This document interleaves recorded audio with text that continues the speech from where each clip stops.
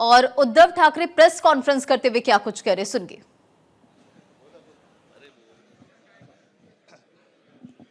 बघा, एवढं आमचं एकमत झालेलं आहे. सर्वांचं स्वागत करतोय. आणि आता संजय राऊत यांनी संयुक्त महाराष्ट्राच्या लढ्याची आठवण करून दिली.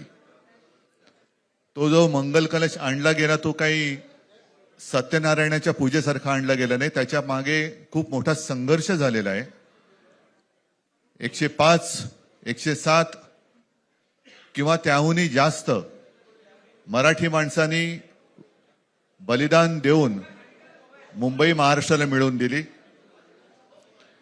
आणि त्याची आठवण आज होणं स्वाभाविक आहे. कारण आम्ही आज दोघेही इथे बसलेलो आहोत, ठाकरे बंधू. आमच्या दोघांचेही आजोबा प्रबोधनकार हे संयुक्त महाराष्ट्राच्या लढ्यामध्ये पहिल्या 5 सेनापतींमधले एक सेनापती.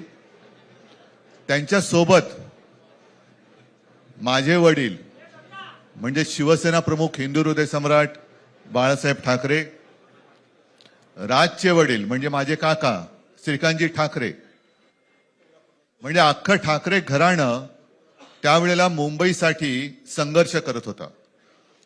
त्याच्यानंतरचा इतिहास मी काही आता तुम्हाला सांगत बसत नाही.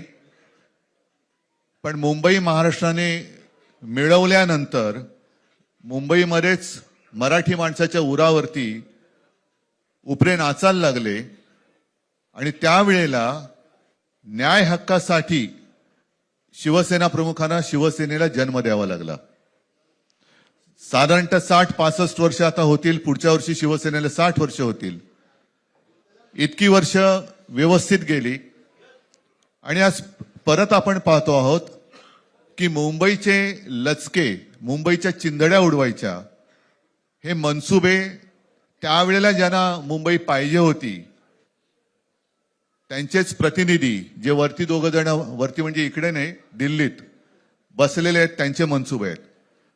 आणि आता जर का आपण भांडत राहिलो तर मग तो जो काय संघर्ष, ते जे काय हुतात्मा स्मारक आहे त्याचा मोठा अपमान होईल.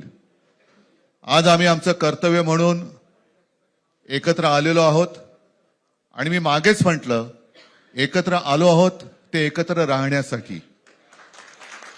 यापुढे मुंबईवरती आणि महाराष्ट्रावरती कोणी वाकड्या नजरेने किंवा त्यांच्या कपटी कारस्थानाने महाराष्ट्राला मुंबईपासून किंवा मुंबईला महाराष्ट्रापासून, मराठी माणसापासून तोडण्याचा प्रयत्न करेल, त्याचा राजकारणात खात्मा केल्याशिवाय राहणार नाही, शपथ